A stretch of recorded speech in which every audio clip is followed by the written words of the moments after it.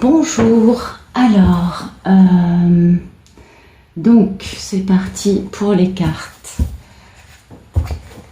J'espère que vous allez bien, que vous passez une bonne journée. Ici, écoutez, il fait très chaud, hein, comme d'habitude.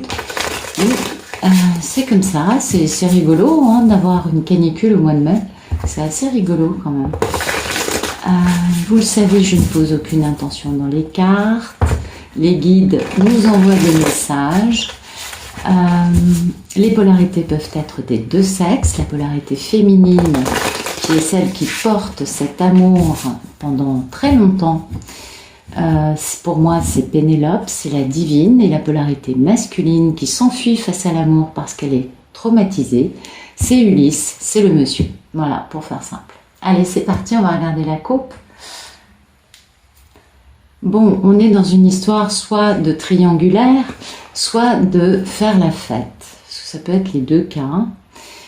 Et ouais, non, c'est une triangulaire avec un combat. Ou alors on se bat avec soi-même pour inviter cette divine à faire la fête. Donc, ouais, un combat qui va pousser à prendre des décisions. Hein.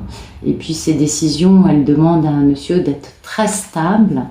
Un monsieur qui a beaucoup de regrets, beaucoup de remords, et concernant sa divine, oui, parce qu'il a très envie d'avoir un grand équilibre, et du coup il va falloir qu'il soit dans la sagesse, dans l'intelligence, dans la sincérité aussi, pour avoir un beau succès concernant cette grande histoire d'amour qu'il a un peu ratée jusqu'à présent.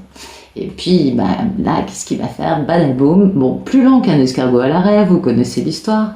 Il va s'élancer afin de faire une proposition très sérieuse. Bon, ça c'est bien, c'est positif. Et puis, ouais, vous voyez, alors il doit se battre, je pense, pour inviter sa divine à célébrer, etc. Parce que lui-même est devenu un bel empereur, hein, et il veut faire les choses bien, il veut faire les choses avec équanimité concernant cette femme, parce qu'il veut une réunion, il a de la nostalgie, il a envie de la voir, puis c'est le timing divin, hein. Mais voilà, badaboum, on a toujours un petit diable qui traîne dans un coin, n'est-ce pas? Et peut-être aussi que ça nous parle du lien indestructible qu'il y a entre les deux protagonistes, malgré une histoire un peu difficile. C'est douloureux, les histoires de couple sacré. Et là, cet homme est tout feu, tout flamme, il est passionné, il est très charismatique aussi. Vous voyez, il retrouve son pouvoir, il va faire action.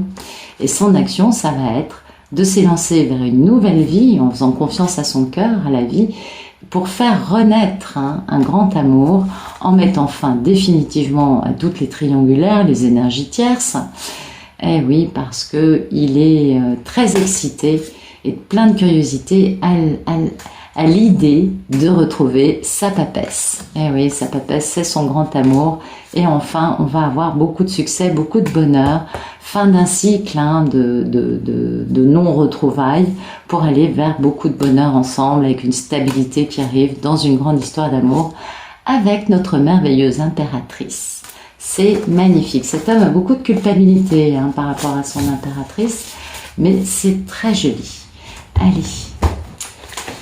Merci de nous donner la situation de notre belle lutte de ce jour. Où en est-il? Ok. Alors. Écoutez, il commence à réaliser ses envies dans la matière. C'est plutôt pas mal. Ouais, ça fait un moment qu'il est éprouvé. Ça fait un moment que cette histoire traîne. Hein. Ils ont vraiment traversé le désert de Gobi en long, en large, en travers. Ils ont été très éprouvés, ce qui leur a permis de découvrir qu'ils avaient de la force et du courage. Vous savez, on ne peut découvrir des qualités qu'on a en nous que quand on vit des situations qui nous obligent à les faire ressortir ou à les vivre. Et oui, et puis c'est un grand rêve. Hein. On a toujours cette notion quand même de quelque chose de merveilleux pour Ulysse. Hein. Ça fait un petit moment que ça dure. Oui, beaucoup de nostalgie, une envie de cette réunion, de faire les choses bien pour les deux parties, et puis peut-être aussi de s'engager dans une union un peu old school. Vous savez comment sont les garçons. Les divines sont plus modernes, je crois. Mais en tout cas, voilà, avec un respect de tradition, lui-même étant un bel empereur, prêt à s'engager dans un grand amour avec sa papesse, hein, avec sa belle nonne, sa divine, beaucoup d'excitation et bien sûr la fin des énergies tierces pour renaître à la vie et pour pouvoir changer de vie en faisant action, en retrouvant son pouvoir. Donc un Ulysse qui va pas mal, moi je dirais. Il a compris des trucs et il a très envie de retrouver sa belle. Ça c'est cool, c'est des bonnes nouvelles, c'est joli. Allez, on va regarder ce qu'on nous raconte d'autre. Ce serait bien de donner des détails sur ce jeu qui est tombé. Merci de nous éclairer la situation actuelle d'Ulysse, l'étoile, le 9 d'inspiration, le page de matériel. Ah ouais, il y a toujours cette histoire de crapaud baveux hein, dans la vie d'Ulysse. Ah, vous savez comment c'est. Oui, c'est la destinée, cette romance, et puis il y a l'abondance qui est là. Même s'il y a pas mal de stress, mais ce beau cadeau de la vie, cet homme va s'élancer, hein, soit pour communiquer, soit pour aller voir sa divine, parce qu'il veut le bonheur en amour. Ça, c'est très clair. Donc voilà. Alors, les mensonges, les crapauds baveux, ou d'autres choses un peu moins... alors ça, c'est déjà pas très joli, mais il y a d'autres choses encore plus moches dans ce genre d'histoire. On va éclairer quand même, hein, parce que... Oui, c'est eux qui ont fait que le 9 d'inspiration soit là, qu'il y ait beaucoup de... que ce couple ait vraiment traversé une grande période désertique et malheureuse. C'est sûr qu'ils en sont la raison, mais enfin, il y a quand même l'étoile à côté, donc donnez-moi plus d'indications sur la situation actuelle d'Ulysse. Il est quand même plein d'excitation à l'idée, enfin il a envie de réaliser ses envies dans la matière et puis il a un grand rêve. Donc c'est quoi son actualité? Allez. Alors, vous voyez, crapaud baveux, mensonge, vol. Ah, c'est la fin, voilà. C'est ça qui compte, c'est qu'en fait ça c'est fini. Donc les énergies tierces sont malheureusement pour elle... elles sont pas mises au paddock, elles sont mises à la poubelle, elles sont éjectées de la vie d'Ulysse, tout est mis à l'arrêt. Du coup, Ulysse peut s'élancer, on voit qu'il a hissé les voiles et qu'il s'élance sur Ithaque, absolument. Parce que son enfant intérieur est totalement épanoui, réveillé, il est très stable, eh bien c'est bien lui, hein, c'est bien Ulysse qui opère un grand changement de vie et qui va s'élancer, communiquer. Pourquoi? Pour un grand amour, avec beaucoup de bonheur. Donc voilà, en fait ces gens-là, eux, c'est fini, c'est ce que nous annonce l'oracle. Très bien, on va voir un peu plus. Alors, merci de nous donner des détails sur les jeux qui sont déjà tombés. Concernant cette grande et belle histoire d'amour. Alors, zou.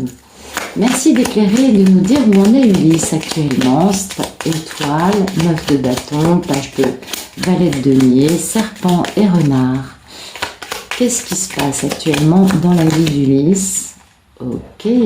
Ah, on attend. Hein, on est un peu en attente d'en avoir fini avec ce chapitre de gens pas très lumineux, pas très jolis. Ah, puis vous voyez, il y a une notion de sexualité. Dites donc, il est chaud bouillant, ce garçon. Il pense à sa divine. Hein. Et oui, avec le divin qui veille au grain, et il va communiquer. Hein. Il va y avoir un déménagement, un grand changement avec des beaux cadeaux. Et enfin, on balaye le passé. Eux, ils sont éradiqués de leur vie. Oui, parce que maintenant, il y a une grande protection, le travail aussi, et c'est la clé du destin. Et vous voyez, c'est très amusant, parce qu'en fait, c'est une histoire dans laquelle Karmika a utilisé la magie noire pour essayer de faire des choses, de mettre Ulysse à l'arrêt, mais Ulysse a compris, hein, il a découvert tout ça. Et du coup, c'est pourquoi il a compris que finalement, il fallait se débarrasser de ces gens-là. Il va balayer tout ça d'un revers de la main. Et du coup, il est encore plus amoureux de sa divine. Donc, malheureusement, pour ces gens-là, ils ont raté. Et puis... Merci de me dire quel est le problème dans la vie d'Ulysse, s'il vous plaît.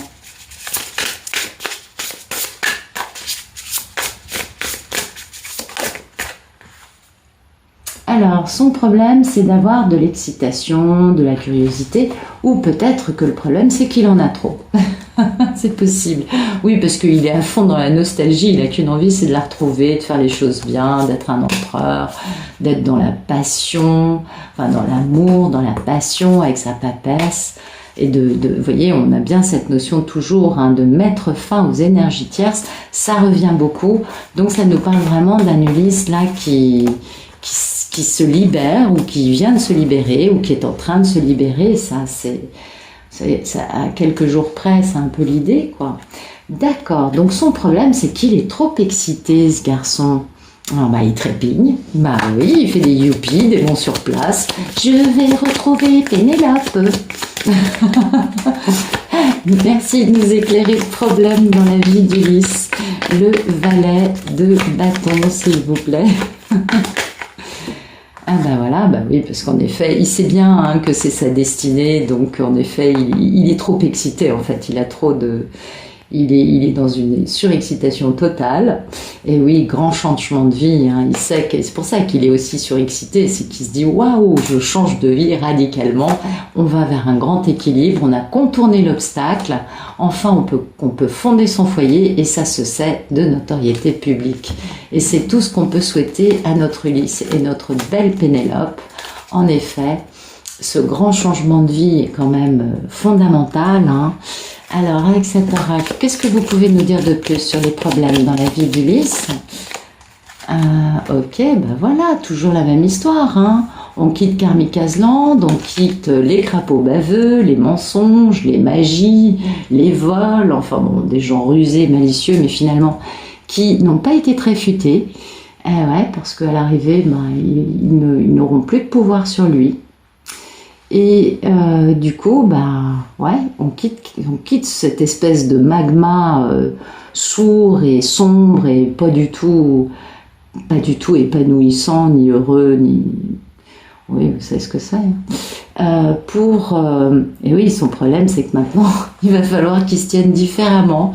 Il va plus pouvoir agir de la même façon qu'avant. Il va être dans une relation d'équilibre, d'amour.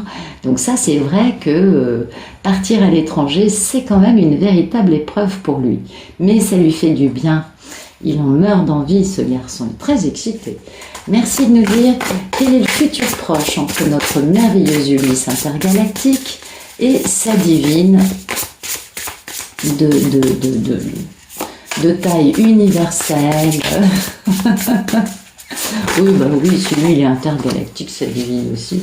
Alors voilà, on a la papesse, la fin définitive de tout ce qui est énergie karmique, c'est fini. Pour elle, il met tout le monde à la poubelle. La renaissance, la grande transformation, la belle métamorphose. Ulysse passe de chrysalide à papillon, ça y est. Il a changé, il a compris des choses, il peut changer de vie, enfin, il démarre une nouvelle vie parce qu'il est dans l'action, dans son pouvoir, et il peut définitivement changer de vie, changer tout. Lui-même, il a beaucoup changé, je pense, grande métamorphose d'Ulysse, une belle renaissance de cet amour. Donc c'est magnifique, un Ulysse qui reprend son pouvoir. Ah oui, il est bien le roi de bâton, il est charismatique, il est passionné, il est un peu obsédé par sa divine, il est un peu à fond. Donc le problème c'est qu'il est trop surexcité. Dis donc qu'il s'est réveillé. Et puis il va pouvoir poser une relation d'équilibre, avec beaucoup de succès, beaucoup de sagesse, beaucoup de sincérité, d'authenticité envers cette femme qu'il a quelque peu négligée durant quelques décennies. Ça peut être moins, mais ça peut être beaucoup. Et enfin, il va poser cet engagement très stable. Bon, c'est plutôt très joli. Et puis là, on va pouvoir guérir et se reposer. Et oui, ça va faire du bien. On va se reposer parce qu'il y a eu beaucoup d'influences, de gens qui sont bons à enfermer, je ne sais trop où, mais qui apparemment en liberté sont quand même assez nocifs. Et voilà, et puis qui ont généré le fait qu'il y ait eu une forme de déni à cause de peurs qui étaient bien mises en place.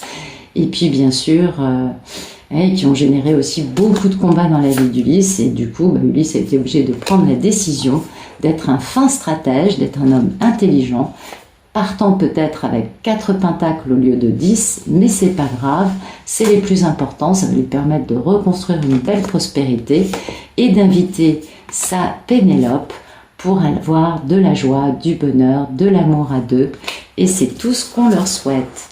Donc, écoutez, c'est une très belle histoire. Encore un Ulysse qui rentre à Ithaque, c'est magnifique. Et puis une Pénélope qui doit être toute contente, qui doit ressentir que ça bouge. On s'en rend compte quand les messieurs mettent le cap sur Ithaque.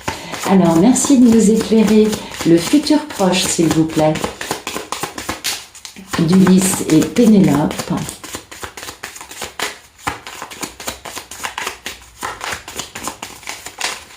Voilà, elle est tombée. Ben voilà. Écoutez, voilà, l'amour. Amore. Mais oui, c'est un cadeau de la vie. Ulysse bouge.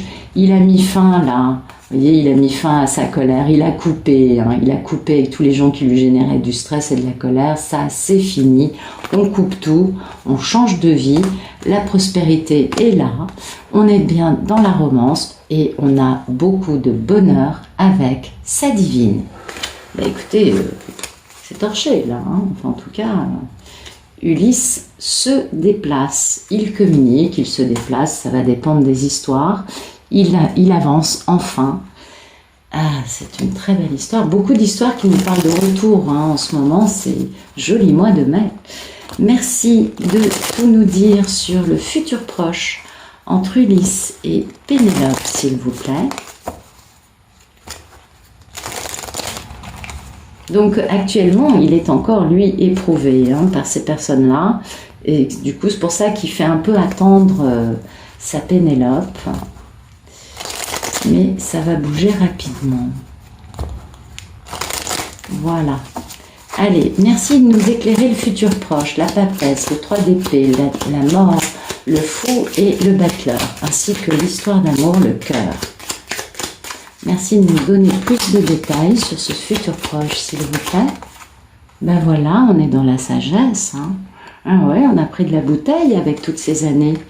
Ah ben voyez, Karmika est encore en train de tenter de faire de la magie noire. Eh oui, mais peut-être qu'elle se prend les pieds dans le tapis. Ah oui, elle veut empêcher qu'Ulysse et Pénélope vivent dans l'abondance. Vous voyez, elle essaye d'intervenir sur ça maintenant. Donc, gaffe à Karmika. Mais bon, comme tout le monde est dans la sagesse, on va en parler tranquillement. Et puis on va dire, qu'est-ce qu'on fait avec Karmika? On continue à nettoyer. Et Karmika se prendra sa leçon. Ah oui, puisqu'elle veut empêcher que la corne d'abondance, que la prospérité, protégée par le divin, puisse arriver. Mais ça va renaître justement. Et puis il va y avoir des sorties, des invitations, on va moissonner. Parce que c'est la clé du destin, pour Ulysse, de retrouver la plus belle femme de sa vie, celle qui lui inspire une idée de luxe, de beauté, et oui, sa belle Pénélope. Donc vous voyez, il y aura encore des tentatives de Karmika, d'essayer d'empêcher Ulysse d'être heureux, de vivre sa vie. Celle-là, elle est bien accrochée, vous savez, il part en voiture, elle est cramponnée au pot d'échappement de la voiture, absolument. Je suis désolée les karmiques, j'ai rien contre vous, mais dans certaines histoires quand même, je ne dis pas que toutes les karmiques soient pareilles, vous le savez très bien. Voilà. Écoutez, j'espère que ça vous aura plu, je vous souhaite une excellente fin de journée ou de soirée, et je vous dis à bientôt.